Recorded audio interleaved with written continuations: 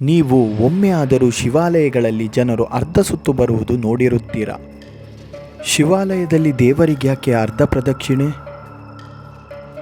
ಚಂಡಿಕೇಶ್ವರನ ಕಲ್ಲಿಗ್ಯಾಕೆ ಚಿಟಕೆ ಚಪ್ಪಾಳೆಯ ಪ್ರಾರ್ಥನೆ? ರಾಹುದೋಷವನ್ನೂ ಕಳೆಯಬಲ್ಲ ದೇವರಿಗಿಂತ ಮೇಲೆ ಕುಳಿತಿರುವ ಈ ವೀರನ ಪರಿಚಯ ನಿಮಗಿದೆಯಾ? ಕೇರಳ ಅಥವಾ ಕರಾವಳಿ ಕರ್ನಾಟಕದ ದ್ರಾವಿಡ ಶೈಲಿಯ ದೇವಸ್ಥಾನಗಳನ್ನು ಪ್ರವೇಶಿಸಿದಾಗ ಅದೇನೋ ಹೊಸ ಅನುಭವ. ಅದರಲ್ಲೂ ಶಿವಾಲಯ, ಹಾಗೆ ಅಲ್ಲಿ ಆಚರಿಸುವ ಅನೇಕ ಕ್ರಮಗಳು ನಮಗೆ ಆಶ್ಚರ್ಯ ಮೂಡಿಸುವುದು ಅಷ್ಟೇ ಅಲ್ಲದೆ, ಈ ಆಚರಣೆಗಳು ಯಾಕೆ, ಹಾಗೆ ಇದರಿಂದ ಏನು ಉಪಯೋಗ ಎನ್ನುವ ಪ್ರಶ್ನೆ ನಿಮ್ಮನ್ನು ಕಾಡುತ್ತಾ ಇದ್ದರೆ ಈ ವಿಡಿಯೋ ನಿಮಗಾಗಿ. ಟಾಪಿಕ್ನ ಒಳಗಡೆ ಹೋಗುವ ಮುನ್ನ, ಚಿತ್ರೀಕರಣ ಸಮಯದಲ್ಲಿ ಕಂಡ ಈ ಮಗು ಜೀವನದ ಸಾರಾಂಶ ಹೇಳಿದ ರೀತಿ ಹೀಗಿತ್ತು. ಅವನಿಗೆ ಆ ದೊಡ್ಡ ಗಂಟೆ ಬಾರಿಸಬೇಕೆನ್ನುವ ಆಸೆ, ದಂಡೆಯ ಅಂಚಿನಿಂದ ಎಲ್ಲಿ ಬಿದ್ದು ಬಿಡ್ತೀನಿ ಅನ್ನೋ ಭಯ, ಸಹಾಯಕ್ಕಾಗಿ ಬಂದವರು ಅಂದುಕೊಂಡವರು ಶಾಶ್ವತವಲ್ಲ, ಇನ್ನೇನು ಅವನು ಪ್ರಯತ್ನ ನಿಲ್ಲಿಸೇ ಬಿಟ್ಟ ಅಂದುಕೊಂಡೆ. ಮತ್ತೆ ಬಂದು ಧೈರ್ಯದಲ್ಲಿ ಕಂಬವನ್ನು ಹಿಡಿದುಕೊಂಡು ಆ ಗಂಟೆಯನ್ನು ಹೊಡೆದೇ ಬಿಟ್ಟ. ಅಷ್ಟೇ ಅಲ್ಲದೆ ಧೈರ್ಯಂ ಸರ್ವತ್ರ ಸಾಧನಂ ಅಂತ ಸೀಕ್ರೆಟ್ ಆಗಿ ಸಂದೇಶ ಕೊಟ್ಟ. ದ್ರಾವಿಡ ಶೈಲಿಯ ದೇವಸ್ಥಾನಗಳು ವಾಸ್ತುಶಿಲ್ಪದ ಅದ್ಭುತ ಕ್ರಮಗಳನ್ನು ಕ್ರಮವಾಗಿ ಸ್ವಾಗತ ಗೋಪುರ, ಧ್ವಜದ ಮರ, ಬಲಿಮಂಟಪ, ನಂದಿಮೂರ್ತಿ, ತೀರ್ಥಮಂಟಪ, ಗರ್ಭಗುಡಿ, ಅದರಲ್ಲಿರುವ ಭಗವಂತನ ಮೂರ್ತಿ, ಗರ್ಭಗುಡಿಯ ಮೇಲೆ ನೇರವಾಗಿ ಆಕಾಶ ತೋರುವಂತೆ ಕಳಶ. ಈ ದ್ರಾವಿಡ ಶೈಲಿಯ ದೇವಸ್ಥಾನಗಳು ಮಲಗಿರುವ ಮನುಷ್ಯನನ್ನೇ ಪ್ರತಿಬಿಂಬಿಸುತ್ತವೆ. ಸ್ವಾಗತ ಗೋಪುರ ಇಲ್ಲಿ ವಿಶ್ರಾಂತಿ ಪಡೆಯುವ ಕಾಲು, ಗರ್ಭಗುಡಿಯೇ ತಲೆ. ಅಷ್ಟೇ ಅಲ್ಲದೆ ಮನುಷ್ಯನ ದೇಹದ ಚಕ್ರಗಳನ್ನು ಜಾಗೃತಗೊಳಿಸಿ ಅವನನ್ನು ಉನ್ನತ ಸ್ಥಿತಿಗೆ ಕರೆದುಕೊಂಡು ಹೋಗುವುದೇ ಈ ದೇವಸ್ಥಾನಗಳ ಮೂಲ ಕರ್ತವ್ಯ.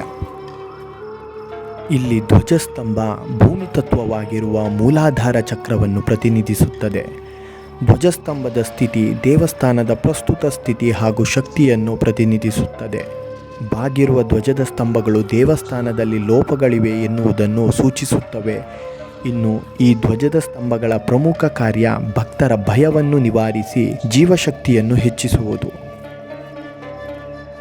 ಅದರ ಎದುರುಗಡೆ ಇರುವ ಬಲಿಮಂಟಪ ಜಲತತ್ವವಾದ ಸ್ವಾಧಿಷ್ಠಾನ ಚಕ್ರವನ್ನು ಪ್ರತಿನಿಧಿಸುತ್ತದೆ. ಮನುಷ್ಯನ ಅಪರಾಧ ಭಾವವನ್ನು ನಿವಾರಿಸಿ ಅವನಿಗೆ ಆನಂದ ಒದಗಿಸುವುದೇ ಇದರ ಕರ್ತವ್ಯ. ನಂತರದಲ್ಲಿ ದೇವರ ನೇರಕ್ಕೆ ಕುಳಿತಿರುವ ನಂದಿ ಇಲ್ಲಿ ಅಗ್ನಿತತ್ವವಾಗಿರುವ ಮಣಿಪುರ ಚಕ್ರವನ್ನು ಪ್ರತಿನಿಧಿಸುತ್ತದೆ. ಹೊಟ್ಟೆಯ ಭಾಗವಾದ ಮಣಿಪುರ ಮನುಷ್ಯನ ಲಜ್ಜೆ ಅಥವಾ ಅವಮಾನವನ್ನು ನಿವಾರಿಸಿ ಅವನ ಇಚ್ಛಾಶಕ್ತಿ ಹೆಚ್ಚಿಸುವ ಕಾರ್ಯವನ್ನು ಮಾಡುತ್ತದೆ. ಹಾಗೆ ತೀರ್ಥಮಂಟಪ ಅಥವಾ ಮಹಾಮಂಟಪ ಹೃದಯವನ್ನು ಬಿಂಬಿಸುವ ಅನಾಹತ ಚಕ್ರ, ಮಾನವನ ದುಃಖವನ್ನು ನಿವಾರಿಸಿ ಪ್ರೀತಿಯನ್ನು ಹೆಚ್ಚಿಸುವುದೇ ಇದರ ಕರ್ತವ್ಯ. ಇನ್ನು ದೇವರ ಗರ್ಭಗುಡಿ ಮತ್ತು ಮಹಾಮಂಟಪದ ನಡುವಿನ ಜಾಗ ಶಬ್ದವನ್ನು ಪ್ರತಿನಿಧಿಸುವ ವಿಶುದ್ಧ ಚಕ್ರ, ಮನುಷ್ಯನಲ್ಲಿರುವ ಸುಳ್ಳನ್ನು ಹೋಗಲಾಡಿಸಿ ಸತ್ಯ ಮಾರ್ಗದಲ್ಲಿ ನಡೆಯುವಂತೆ ಮಾಡುವುದೇ ಈ ಸ್ಥಳದ ಶಕ್ತಿ. ಇದಕ್ಕೆ ಇಂಬು ಕೊಡುವಂತೆ ಇವಾಗಲೂ ಕೂಡ ಸತ್ಯ ಪ್ರಮಾಣ ಮಾಡಲು ಮನುಷ್ಯನನ್ನು ಇದೇ ಸ್ಥಳದಲ್ಲಿ ನಿಲ್ಲಿಸಲಾಗುತ್ತದೆ. ಇನ್ನು ಆರನೆಯದಾಗಿ ಶಿವಲಿಂಗ, ಇದು ಬೆಳಕನ್ನು ಪ್ರತಿನಿಧಿಸುವ ಆಜ್ಞಾಚಕ್ರ, ಮಾಯೆಯನ್ನು ಕೊನೆಗೊಳಿಸಿ ಮನುಷ್ಯನ ಅಂತರ್ದೃಷ್ಟಿಯನ್ನು ಹೆಚ್ಚಿಸುವುದೇ ಇದರ ಕೆಲಸ. ಕೊನೆಯದಾಗಿ ದೇವಾಲಯದ ಕಳಶ ಅಥವಾ ವಿಮಾನ ಗೋಪುರವನ್ನು ಪ್ರತಿನಿಧಿಸುವ ಆಲೋಚನೆಯ ಪ್ರತೀಕವಾಗಿರುವ ಸಹಸ್ರಾರ ಚಕ್ರ, ಮನುಷ್ಯನನ್ನು ಬ್ರಹ್ಮಾಂಡ ಶಕ್ತಿಯೊಂದಿಗೆ ಬೆರೆಸುವ ಸಹಸ್ರಾರ ಚಕ್ರ ಬಂಧನದಿಂದ ಮುಕ್ತಿಗೊಳಿಸುತ್ತದೆ. ನೀವು ಒಮ್ಮೆ ಆದರೂ ಶಿವಾಲಯಗಳಲ್ಲಿ ಜನರು ಅರ್ಧ ಸುತ್ತು ಬರುವುದು ನೋಡಿರುತ್ತೀರಾ? ಶಿವನಿಗೆ ಒಂದು ಸಂಪೂರ್ಣ ಪ್ರದಕ್ಷಿಣೆ ಹಾಕುವ ಕ್ರಮವಿಲ್ಲ, ಅವನಿಗೆ ಅರ್ಧ ಸುತ್ತಿನ ಪ್ರದಕ್ಷಿಣೆ. ಸರಳವಾಗಿ ಹೇಳಬೇಕಾದಲ್ಲಿ ಶಿವ ಅಭಿಷೇಕ ಪ್ರಿಯ. ಅವನ ಅಭಿಷೇಕ ಮಾಡಿದ ದ್ರವ್ಯಗಳು ಅನಂತ ಶಕ್ತಿಗಳನ್ನು ಹೊಂದಿದ್ದು, ಈ ದ್ರವ್ಯ ಹಾದು ಹೋಗುವ ಸ್ಥಳವನ್ನು ನಾವು ದಾಟಬಾರದು ಎನ್ನುವುದು ಅತಿ ಹೆಚ್ಚು ಶಿವಭಕ್ತರ ನಂಬಿಕೆ. ಹಾಗಾಗಿ ಜನರು ಶಿವನ ಅಭಿಷೇಕದ ತೀರ್ಥ ಬೀಳುವ ಸ್ಥಳದಿಂದ ಮತ್ತೆ ಹಿಂದಕ್ಕೆ ತಿರುಗಿ ಯೂಟರ್ನ್ ರೀತಿ ಅರ್ಧ ಸುತ್ತಿನ ಪ್ರದಕ್ಷಿಣೆ ಬರುತ್ತಾರೆ.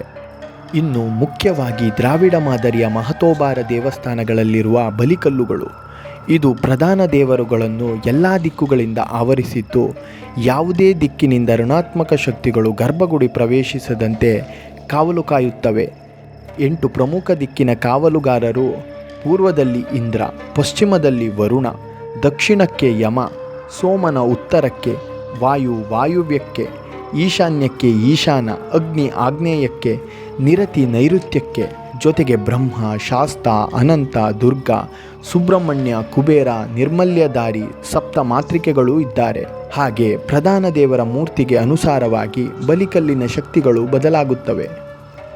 ಶಿವಾಲಯಗಳಲ್ಲಿ ಗರ್ಭಗುಡಿಯ ಎಡಭಾಗದಲ್ಲಿ ಈಶಾನ್ಯ ದಿಕ್ಕಿನ ನೇರಕ್ಕೆ ಇರುವ ಬಲಿಕಲ್ಲು ಶಿವನ ಪ್ರಮುಖ ಗಣಗಳಲ್ಲಿ ಒಂದಾಗಿರುವ ಚಂಡಿಕೇಶ್ವರನನ್ನು ಪ್ರತಿನಿಧಿಸುತ್ತದೆ. ಈ ಚಂಡಿಕೇಶ್ವರನು ಶಿವನ ಸಂಪತ್ತಿನ ಕಾವಲುಗಾರ. ಸದಾಕಾಲ ಶಿವನ ಧ್ಯಾನದಲ್ಲಿ ಮುಳುಗಿರುವ ಚಂಡಿಕೇಶ್ವರ ಭಕ್ತರ ಮನೋ ಇಚ್ಛೆಗಳನ್ನು ಪೂರ್ಣಗೊಳಿಸುವ ಶಕ್ತಿಯನ್ನು ಹೊಂದಿರುತ್ತಾನೆ.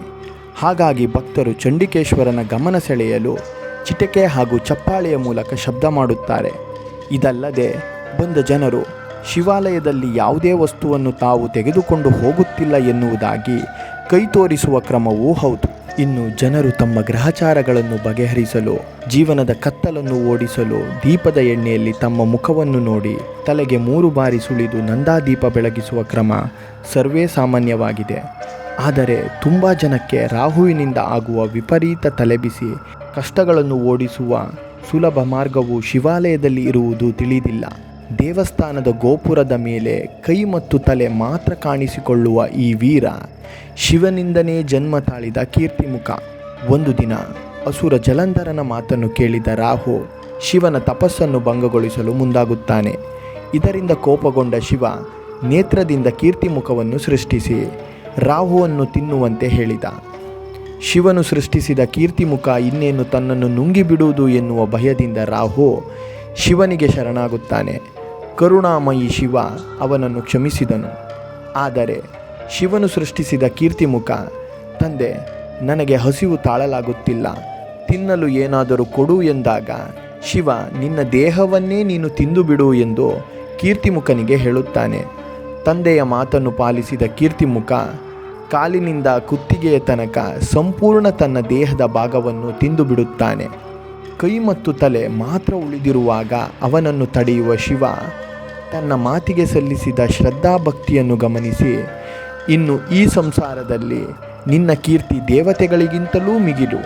ಕೀರ್ತಿಮುಖ ಇದ್ದಲ್ಲಿ ಋಣಾತ್ಮಕ ತರಂಗಗಳು ಅಥವಾ ಶಕ್ತಿಗಳು ಬಾರದೇ ಇರಲಿ ಎನ್ನುವುದಾಗಿ ವರ ನೀಡುತ್ತಾನೆ. ಇದಕ್ಕೆ ಪುಷ್ಟಿ ನೀಡುವಂತೆ ಎಷ್ಟೇ ದೊಡ್ಡ ದೇವಸ್ಥಾನವಾಗಿದ್ದರೂ ದೇವರ ಪ್ರಭಾವಳಿ ಅಥವಾ ಮುಖ್ಯದ್ವಾರ ಇಲ್ಲವೇ ಗರ್ಭಗುಡಿಯ ಗೋಪುರದಲ್ಲಿ ಕೀರ್ತಿಮುಖದ ಪ್ರತಿಮೆ ದೇವರಿಗಿಂತ ಮೇಲೆ ಇದ್ದೇ ಇರುತ್ತದೆ. ಕೀರ್ತಿಮುಖದ ಮಹಿಮೆಯನ್ನು ನೋಡಿದ ರಾಹು, ನಿನ್ನ ದರ್ಶನದಿಂದಲೇ ನನಗೆ ಪ್ರಾಣಭಯ ಉಂಟಾಗುವುದರಿಂದ ನೀನಿರುವ ಕಡೆ ಅಥವಾ ನಿನ್ನನ್ನು ದರ್ಶನ ಮಾಡುವವರ ಕಡೆ ನಾನು ಸುಳಿಯಲ್ಲ ಎನ್ನುವುದಾಗಿ ಹೇಳಿ ಓಡಿ ಹೋಗುತ್ತಾನೆ. ನಂದಿ ಪ್ರಾರ್ಥನೆಯ ಕಡೆಗೆ ಬರೋಣ. ಜನರು ನಂದಿಯ ಬಳಿ ತಮ್ಮ ಕಷ್ಟಗಳನ್ನು ಹೇಳಿಕೊಂಡು ಬೇಡಿದ ನಂತರ ನಂದಿಯ ಹಿಂಬದಿಗೆ ತೆರಳಿ ನಂದಿಯ 2 ಕೊಂಬುಗಳ ನಡುವಿನಿಂದ ಶಿವನ ದರ್ಶನ ಪಡೆದಲ್ಲಿ ತಮ್ಮ ಕಷ್ಟಗಳು ನಿವಾರಣೆಯಾಗಿ ಪುಣ್ಯಪ್ರಾಪ್ತಿಯಾಗುತ್ತದೆ ಎನ್ನುವ ನಂಬಿಕೆ ಹೊಂದಿದ್ದಾರೆ.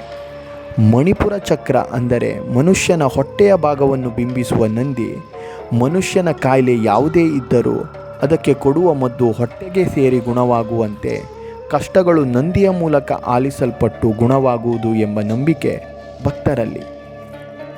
ಅತಿ ಹೆಚ್ಚಿನ ಶಿವಾಲಯಗಳು ಗಜಪ್ರಸ್ಥ ಶೈಲಿಯಲ್ಲಿದ್ದು ಆನೆ ಕುಳಿತ ಭಂಗಿಯಲ್ಲಿ ಗೋಚರಿಸುತ್ತದೆ.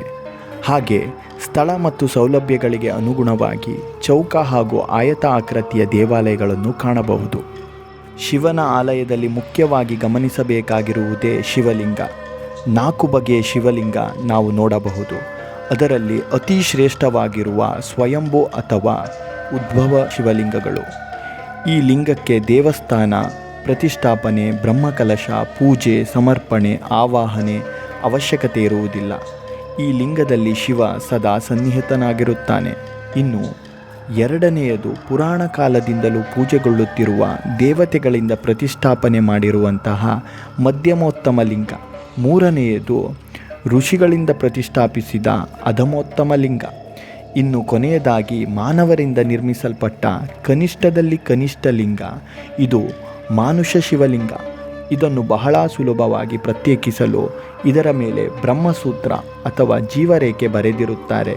ಇದಕ್ಕೆ ಶಕ್ತಿ ಬರಲು ಪ್ರತಿ ವರ್ಷ ಶಾಸ್ತ್ರಬದ್ಧ ರೀತಿಯಲ್ಲಿ ಧಾರ್ಮಿಕ ಕಾರ್ಯಕ್ರಮಗಳನ್ನು ಮಾಡುವುದು ಅಗತ್ಯ. ಮಾನುಷ ಶಿವಲಿಂಗಗಳು ದೇವಸ್ಥಾನ ನಿರ್ಮಾಣದ ನಂತರ ಗರ್ಭಗುಡಿ ಪ್ರವೇಶಿಸಿದರೆ, ಸ್ವಯಂಭೂ ಲಿಂಗಗಳು ಜನ್ಮ ತಾಳಿದಲ್ಲಿ ದೇವಸ್ಥಾನಗಳು ನಿರ್ಮಾಣಗೊಳ್ಳುತ್ತವೆ.